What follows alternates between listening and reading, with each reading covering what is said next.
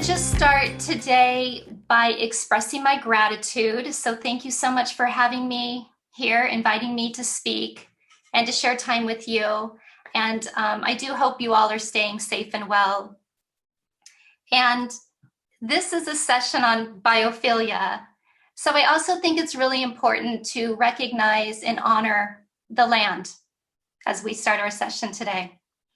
So for many of us that I know are in this virtual room, you will share this with me, that just to acknowledge and honor the land that we're on here in the beautiful Sonoran Desert. So that's honoring the territories of the O'odham, the Acoma O'odham, the Yavapai, and the Hohokam peoples. So these are people that we owe a large debt to. I'm a proud Arizona native. And again, I love this desert. I love my home. So again, I'm Sonja Bochart, and I'd like to just personally invite you to Creative Mornings on Biophilia. And this is Nourishing Through Nature. And we are just a few days before our winter solstice, right? Monday for most of us, yes. December 21st. And they say like, the actual pivotal time is around 3 in the morning for the Northern Hemisphere. So something to keep in mind for those early birds. All right, so let's begin. In my 25-year career as a designer, I've asked the same question to thousands of people. But before I ask you, I'm gonna just invite you to have an experience. Close your eyes. Get yourself comfortable and take a few deep breaths. And allow yourself to become present. Maybe breathe in through the nose and then out through the mouth, really letting go. And take a moment to relax your entire body. So maybe just visualize starting at your feet, relaxing, breathing into your feet and letting go. Up into your legs, your hips. Relax your belly, your shoulders, arms. Relax your fingers. Breathe into your neck. See if you can take a deep breath in and relax into all 42 muscles of the face. And I'm going to invite you just to become really present and grounded and expansive. And here is the question, dear ones. If you could be anywhere in the world right now, where would you be?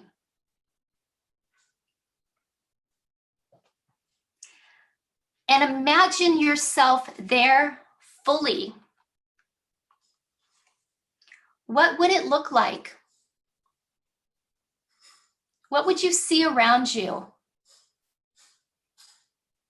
Imagine the quality of the light, the patterns, the movement. What would you hear?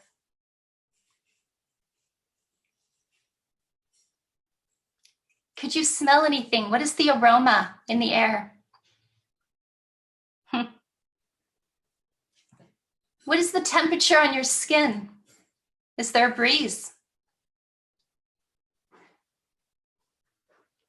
And then just enjoy breathing into this vision for 3 more deep breaths.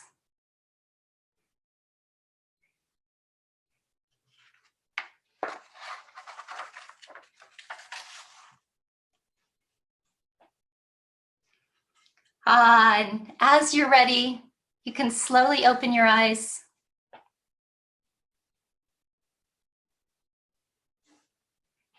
I'm sorry I had to pull you away from those places. If you'd like, go ahead and you can write in the chat and just maybe share your place and just a few descriptive words of what it felt like. Maybe if anything surprised you.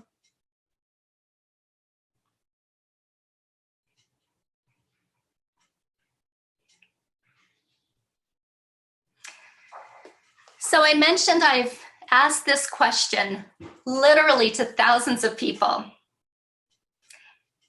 And if you're like most people, your answer would describe a place in nature. Maybe it's on a sunny beach with a beautiful ocean view. Yeah, isn't that nice? Maybe it's in a garden, a park, like a really tranquil setting. Or maybe it's amongst the trees. Being in nature makes us feel fully alive. So we can feel this sense of vitality and inspiration. And at the same time, we can feel connected, grounded, and whole, really at peace. And science confirms spending time in nature helps our minds and our bodies to be at our best. Our heart rates and blood pressure regulate, our stress is reduced, and even our immune systems are activated. So we thrive. So what's the problem?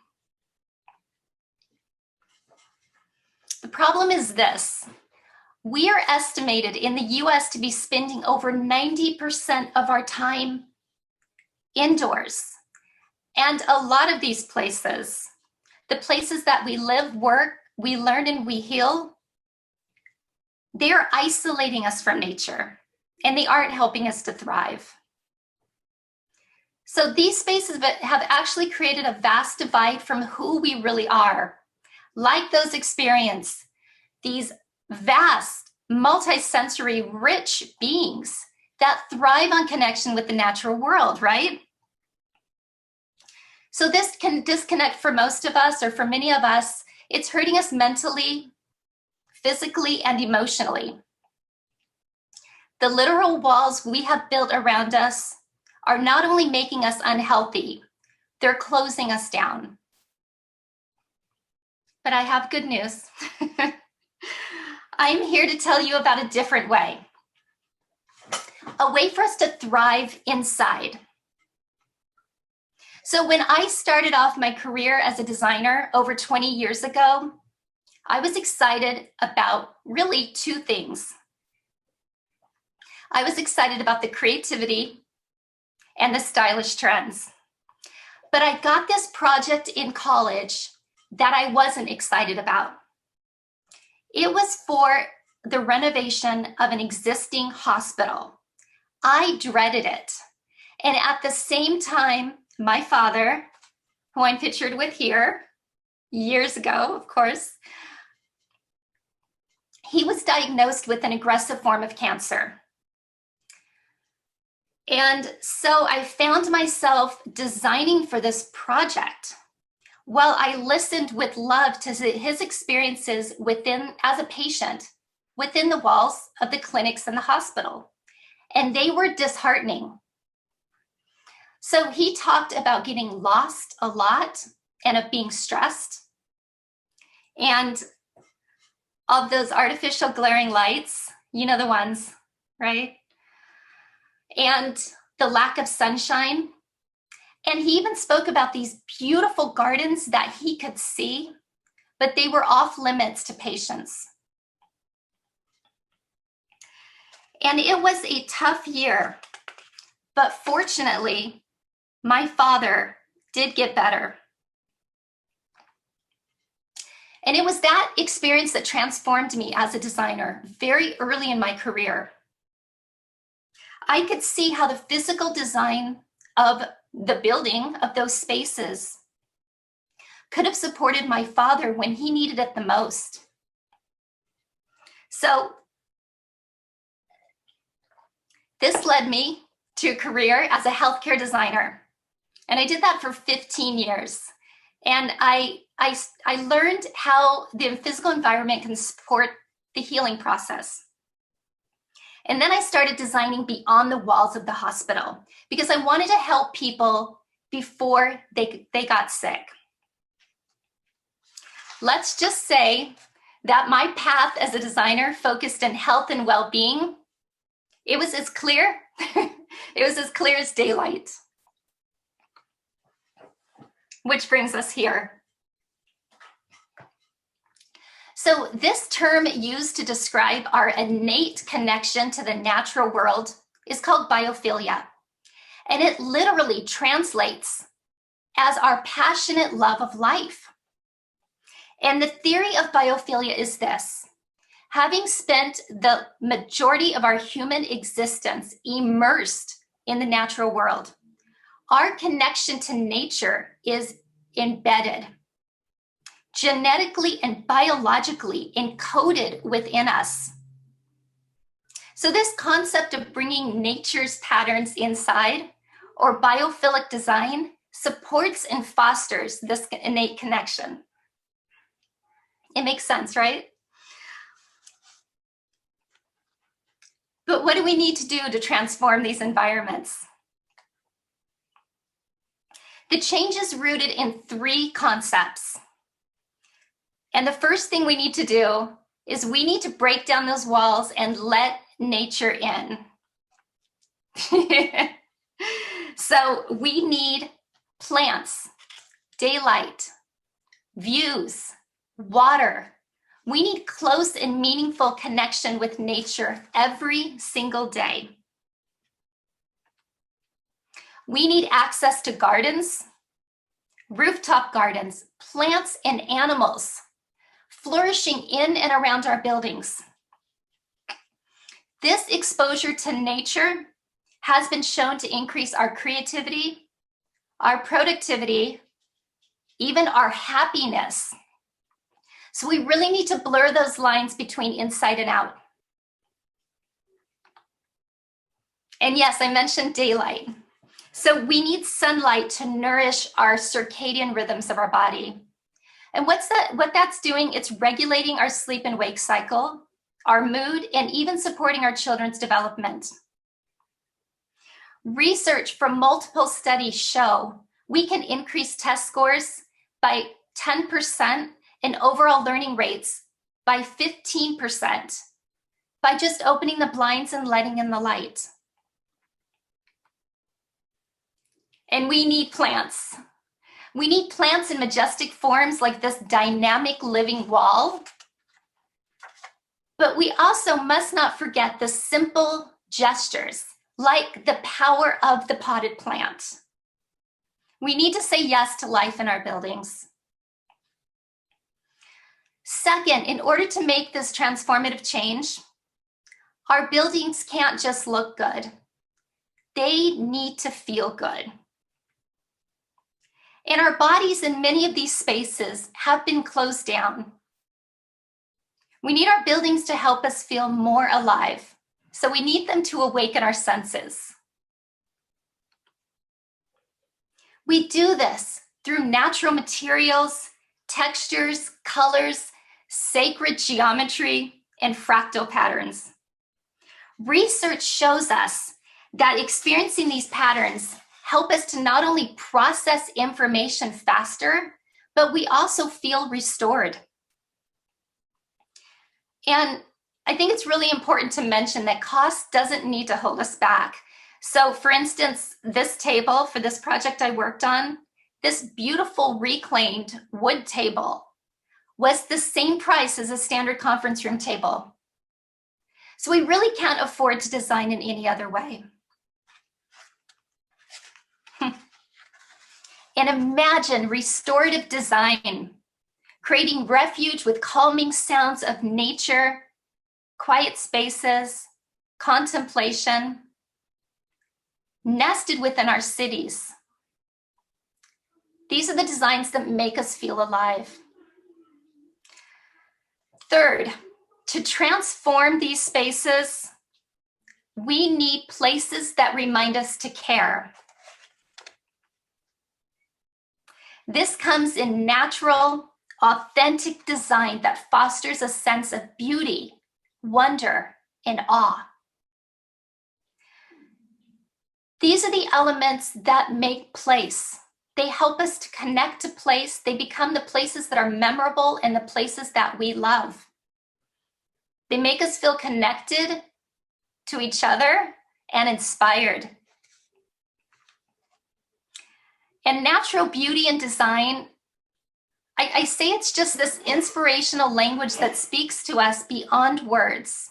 You know it when you walk into a space, you can feel it. And it feels comfortable, caring, warm. And it's really interesting because the research shows us the places that we find beauty in, we are more likely to become emotionally attached, and we actually have been shown to become more generous and more compassionate. It's like it opens our hearts. So when we speak of a sense of awe and wonder, like I learned working on this project, this is kind of a view down from this dynamic piece of artwork.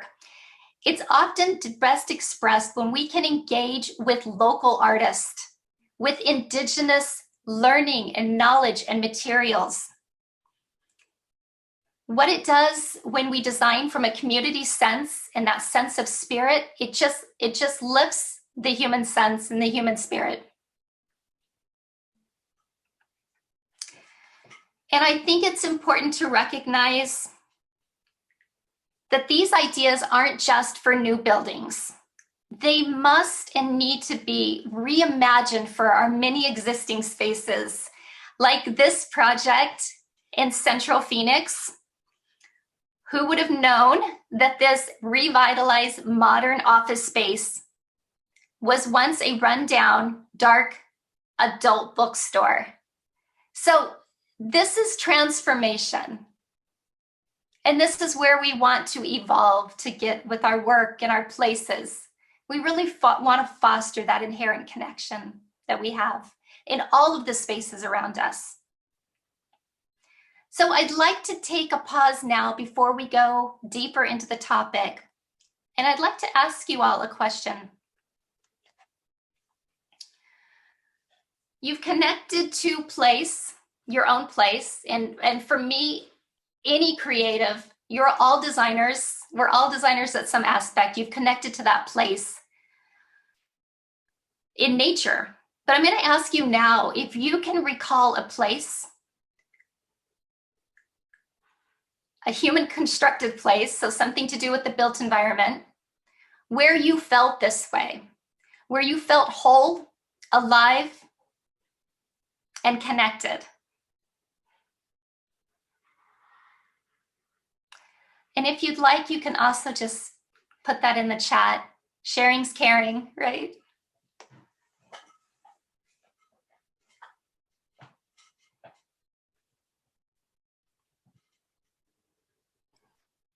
Sonja, it's hard for me to think of a place. Does anyone else have a hard time thinking of one? Oh, Aaron mentioned there's places in Sedona that are tied to nature that he feels really connected. Kathy Morgan said walking on the streets in downtown Seattle. That's good. The Desert Botanical Gardens. Yeah, that's a good one. Just kind of good to just hold that awareness, right? Because it does, it just, this all is common sense. It's something that we inherently know. We've just fallen into these patterns of not expecting more, not asking for more, not creating more for ourselves. So just a moment for some awareness.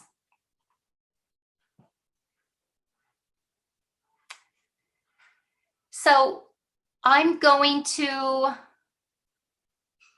take you on a little journey through some more of the patterns in a broader perspective.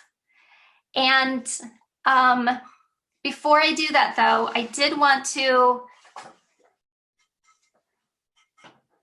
tell you what biophilia is not. And it is not biomimicry. And I want to take a moment to differentiate the two for those that aren't aware, because right, they share that bio in the name. So there's similarities. There's certainly interconnections between the ideas. But I like this example. It's one of my favorites. So the train you see on the right-hand side of the screen is the Shinkansen train in Japan. It's a speed train. And the design of this train has a close relationship, was actually inspired by this beautiful bird, this kingfisher bird.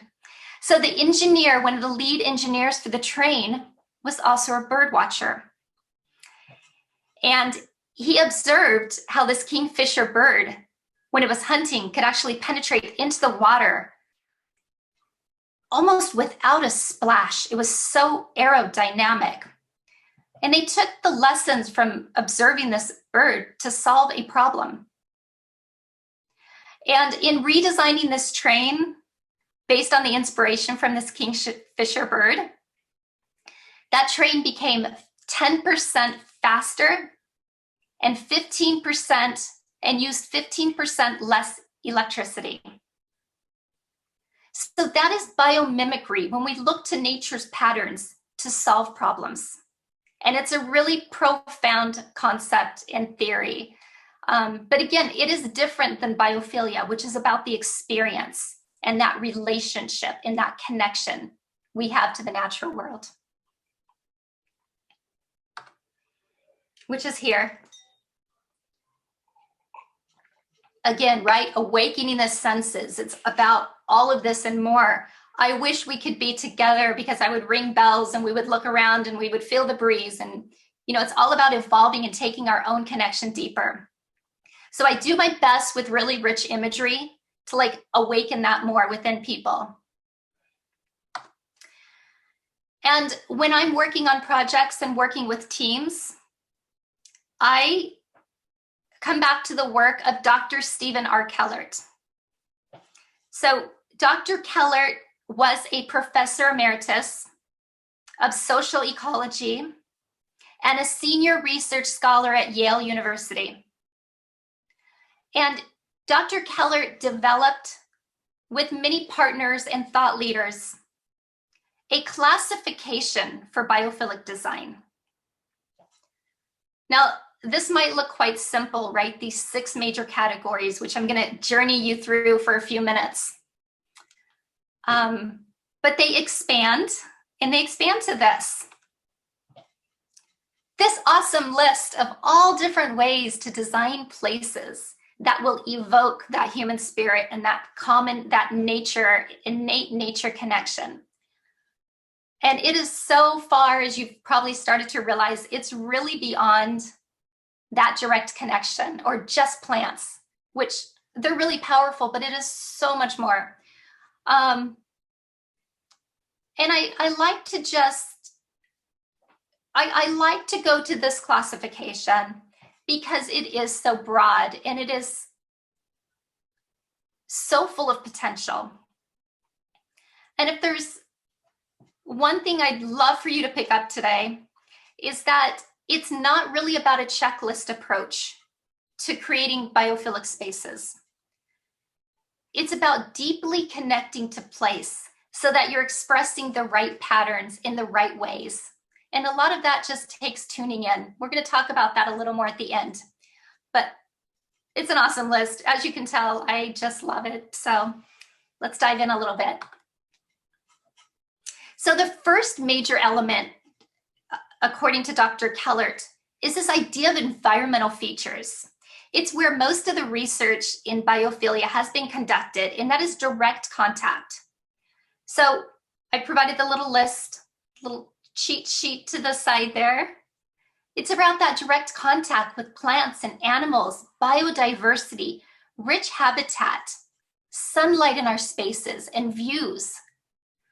That is always the best experience, is the real aspect of nature within our spaces. Most of the examples I've chosen to show today aren't I would say aren't expensive. There's a few, but for the most part, I wanted to make it really accessible because this really needs to reach those projects for our underserved in our communities. And it's important to just understand that it can be done on a budget. And I'll give some keys to that towards the end too. But just a few examples. I like this simple gesture outside of a clinic. It shows all of the natural light, the views, the glass windows, an aspect of water, very Zen feeling, this kind of wild aspect of nature. You can see that bench there just curves right along, nested right into that vegetation. I think it's quite lovely. This is the Kutek Poot Hospital in Singapore. It's like a hospital within a garden. It's amazing. It was awarded the Stephen Keller Biophilic Design Award a few years ago. And it really shows us what can be done within our spaces, our healthcare spaces. And it's really essential to mention water. So our connection with water is really profound. Listening and hearing the sound of water is really supportive to our physiology, our physical bodies. So it's a really important aspect to consider where we can within our projects and our places. And I love this simple example too. Bring in color, open the blinds, have that connection, bring a few plants into your space. You can even see, if you look closely here, there's like a little piece of art that's like a slice right through a tree if you look there to the corner. And technology can be an asset. I say use technology to advance that connection. And it could be that it's an app that plays the sounds of nature, right? Or maybe even has that sound of water in it. You guys, you can get really creative with these things. I had a little bit of bad luck. I had to get a new TV recently, but I found one that projects art when it's not on, when my 11-year-old doesn't have it on. It's got beautiful art, so it feels like it brings nature in, and it's not just this black screen, and it's really wonderful. So it's about getting really creative with our technology too. The second major element is to create and embody these ideas of natural shapes and forms within our spaces. So that's resisting the straight line, looking at botanical motifs, arches, domes, animal motifs. So those can come in really simple gestures. And I'm showing just a few. So this isn't really about aesthetics. It's about, again, what is right for place. So this is the Austin Central Library. And this is obviously the children's area, and it's very playful and very delightful, and these circular forms, and then these pops of red on the chairs right out there. Really organic, really minimal. And this is a residential project where they just took this beautiful piece of wisteria and lit it right over the table there. And you can see the textures in the background and the wood and the art. Two of the elements that have been proven to elicit the most positive physiological response in space. The first is the element of natural wood, of course plants, and also the color green, so shades of green. And I like to just invite people to think really creatively about the details within their spaces. So this was an image that a team member on a project brought back to inspire, instead of square shelves, to inspire this on a project. Reclaimed wood shelves, aren't those just so simple and sweet? So thoughtful. Like, we connect with that more than we do just with the straight lines. So nice. And then Dr. Keller had a whole section on light and space. So how many times have you walked through a place, a space, and the light has been static and it's all fluorescent and it's just like the same thing all through the space? If that project would have invested to have some variation within the space, it's going to be helping the people within the place be healthier. So it's worth the investment. And sensitivity to light comes in all these ways. Bright, expansive light, light of space, spaciousness, inside, outside, just like this canopy you would walk through. And so this is one of my favorite projects. This is the VanDusen Visitor Center in Vancouver, VanDusen Public Gardens. This osculus at the entry is not only beautiful, it's functional, and it serves as this grand landmark and that natural wood leading up to it. So that's kind of a dynamic aspect of light. And then it can come in simple ways. And if you start to notice, these patterns overlap. So we start to see botanical motifs combined with lighting, right? So you start to see how they layer on each other. I like that example. And then just remembering the importance of shadow in our spaces and how that can be a really rich experience. This is just a shadow that's cast on a building. It starts to show a little fractal patterning. So the fourth of the 6 major elements is natural patterns and processes. So this is reminding us that we are rich, multi-sensory beings by starting to design in ways that we feel our humanness and we feel that spaces are not static. So really wonderful research is being done in this area on the importance of sensory variability. So change within space. Materials like copper that patina over time. So we can experience that things change and grow, and we're connected into the rhythms of the seasons and of nature. So I've got a few great examples to show you here. Another favorite, this is the Birchie Life Science project in Seattle. It is a living building challenge project. And that element that you see right here at the front of the screen, that is a rainwater runnel. So on a rainy day, water is captured in one side of the building. It actually runs through the center of that building. Those students can experience that water moving through the space. They know it's being captured and it's being treated and it's part of the system. And also, it's beautiful. It's lovely. It has these engraved native fish to the area running right alongside it.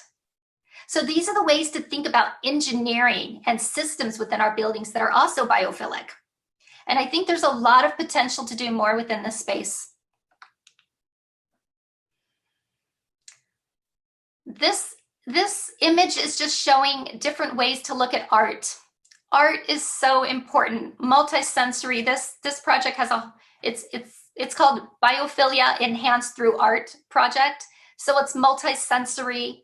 It was mostly developed and created by local artists. And if you see the images at the bottom right-hand side, it's student art, and it's changed out by local schools, nature-based art. So our places really need to hold room and space for community engagement through art, through biophilia art. And this is just recognizing that also wind patterns and breeze through kinetic art is another way to activate our spaces. I'm sorry, I don't have that running, so you can't see it. But this image here, of course, it shows filtered light coming in, but it's also illustrating and demonstrating fractal patterns, which fractals are just repeating elements in nature at different scales that are really rich in the natural world, like the canopy of trees. As if we were looking up through the canopy of trees, we can experience the branching out in the leaves. So it's expressing that within space to also create that really positive human physiological response. The fifth element is place-based relationships. Like when you come into a building or a place, you should feel like you know where you are. So that is deep geographical, historical, and ecological connection to place. He also had a lovely pattern on this element called spirit of place. And that's what I was really referring to at the beginning of my talk. So that comes in different ways. This isn't in Phoenix, obviously. This is in Pittsburgh. But it's a project where the top floor of the building became this native habitat and garden. It's like a pollinator garden. And it's a place for people to experience the native landscape. Just imagine stepping out of your workplace and walking a rooftop garden. Places for gathering, places for storytelling, places to come together within our communities are really essential, because biophilia is not just about our connection to the natural world. It's about our connection to each other and the stories we tell. And then I take you to Singapore, Gardens by the Bay. So this was a unique expression of revitalizing this urban center within Singapore to really be a statement there. And of course, this wouldn't be right in so many other places, but it's right there. So it's really tuning into land, thinking about the essence of place. And finally, the last element is evolved human-nature relationships. So this is all the deep behavioral genetic aspects that we have to the natural world because of all of that time that we spent as a species deeply connected to the natural world. So I'm going to just give a few examples of this. One of the most common and well-known examples, and really fairly simple to create, is a sense of prospect and refuge. And think about the times maybe that you've gone. Remember going to restaurants? And for most of us, when we come into a space of gathering, for the most part, we want to sit towards the edges. Sometimes maybe even having a little lower edge above us, feeling like our backs are to something. And then we can have that idea of prospect. So that is a very deep, biologically embedded system within us to have that prospect, have that refuge and to feel really safe and comfortable and that there's no threats. And yet we can see that expanse and we can see that prospect. So here's a few examples. And before I go on, I just want to point out also on this classification of patterns are things like the importance of attraction, beauty. In some environments, it's even appropriate to look at patterns like fear and awe. And I don't have an image of it, but you think of like a negative edge pool, right? Looking out and beyond. So this is a simple example of refuge. Little lower ceiling, a place you can kind of tuck into. A few little pillows there. The element of fire, where appropriate, is really profound to our human experience. This is a museum in Miami, and I just think it's really dynamic. I love that they use the plants as art in a really creative way. So this is more about creativity, curiosity, intrigue, fun building facades, integrating the greenery. Beautiful. And then this is kind of like a treetop, right? So this is a really broad image and example of prospect. So you're up there and it's kind of adventurous and it's fun. And right here in the background are these really wonderful quotes that the community helped to come forward to develop this inspiration board, if you will. So culture and community, creating that sense of place. So just in my last couple of minutes before we open it up and we have a little bit of a dialogue, I wanted to talk a little bit about process because we've discussed what biophilic design is, why it matters, but we really haven't talked about really how to be thinking deeper about it. So I just want to plant a few seeds for you, how we create this uplifting spirit of place.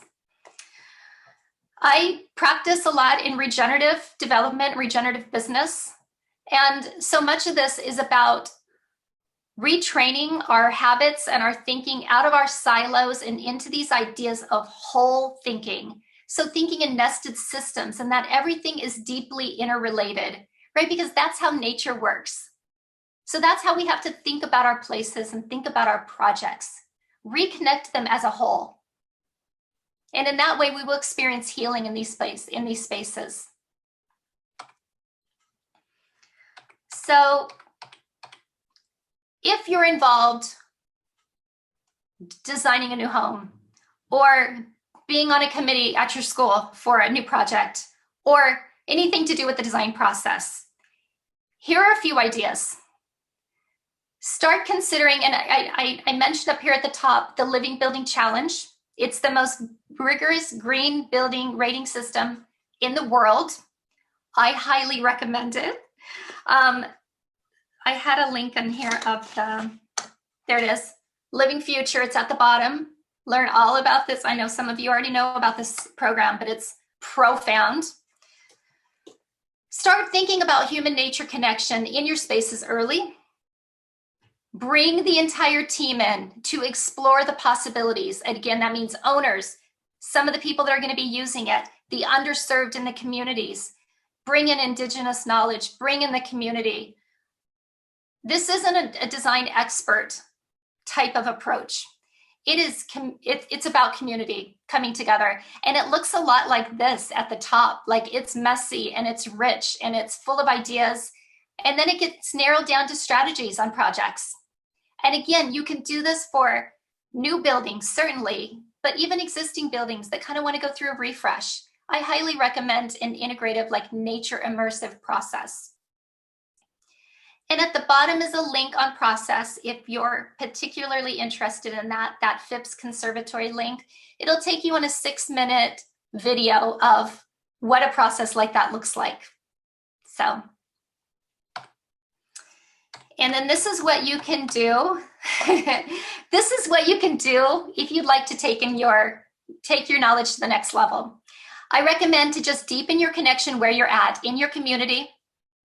If you want to do a little reading, the Biophilic Design book by Kellert, Heerwagen, and Maher is excellent. It's published in 2009. I also highly recommend the book Braiding Sweetgrass by Kimmerer. She kind of blurs that line between art and science and how powerful Indigenous knowledge is to our thinking. And start where you are, wherever you can make change in your space or in your office. You can just talk about it more, bring more awareness into these places. Really learn the essence of place. Gardens, museums, I'm constantly evolving and learning. And I tell that to all the people I work with in teams, like, we're all on this journey together and we can always be learning more together. And one of the most important questions I like to ask when I'm looking at projects or place, sometimes it's what's missing. Like, is it the sound of a certain bird? Is it certain plant species? Like, really think what's missing in your place.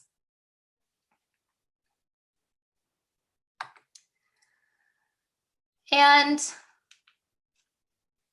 poetry. I think I'm running a little short on time. I wanted to read this to you, but maybe it's something for you to read later. Mary Oliver's poem, Winter Solstice, just honoring where we're at. And I want to just close by saying we are nature.